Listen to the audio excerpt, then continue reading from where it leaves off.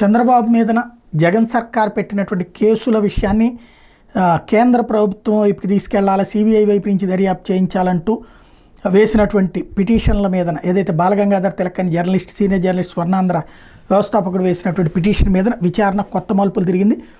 బాబు సీఎంగా ఉన్న 2014-19 మధ్యకాలంలో జరిగిన కుంభకోణాల మీద నమోదైన కేసులకు సంబంధించిన కేసు డైరీలు ఛార్జ్షీట్లే హైకోర్టు ముందు ఉంచేలా సిఐడి అధికారులను ఆదేశించాలని కోరుతూ సీనియర్ పాత్రికేయుడు కొట్టి బాలగంగాధర్ తిలక్ దాఖలు చేసిన అనుబంధ పిటిషన్ మీద హైకోర్టు స్పందించింది. ఈ అనుబంధ పిటిషన్లో కూడా కౌంటర్ దాఖలు చేయాలని ప్రభుత్వాన్ని ఆదేశించింది. అలాగే చంద్రబాబు తదితరుల మీద దాఖలైన కేసులన్నింటిలో దర్యాప్తు బాధ్యతలను సిబిఐ, ఈడీలకు అప్పగించాలని దాఖలు చేసిన ప్రధాన వ్యాజ్యంలో కౌంటర్ దాఖలు ప్రభుత్వానికి మరింత గడువు ఇచ్చింది.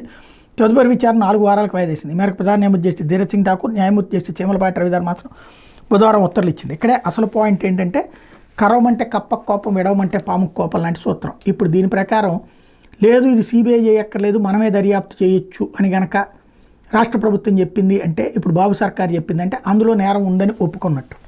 అలా కాకుండా సిబిఐకి ఇస్తే తప్పేం లేదు, మాకు అభ్యంతరం లేదు అని వాదించింది అనుకోండి, అదిగో చూసారా సిబిఐకి ఇచ్చేస్తుంది.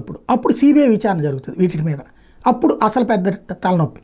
అలా కాకుండా ఇవన్నీ వేస్ట్ అని చెప్పి రేపు పొద్దున ఇవన్నీ తప్పుడు కేసులు అని కనుక రాష్ట్ర ప్రభుత్వం అఫిడవిట్ వేసింది అనుకోండి, వీళ్ళు కౌంటర్ వేశారనుకోండి, దాని ఆధారంగా అదిగో చూసారా బెయిల్ ఇచ్చిందేమో ఈటెట్లో ఇన్ఫ్లుయెన్స్ చేయకూడదని, కానీ ప్రభుత్వంలో వీళ్ళే వచ్చేసేటప్పటికి ఇది ఇన్ఫ్లుయెన్స్ చేసేసి తమ మీద కేసులు తామే తీసేసుకుంటున్నారు, విత్డ్రా చేసేస్తున్నారు. కాబట్టి ఇది సిబిఐకి వెళ్ళాలని మళ్ళీ సుప్రీంకోర్టుకు వెళ్ళేటటువంటి అవకాశం ఉంటుంది.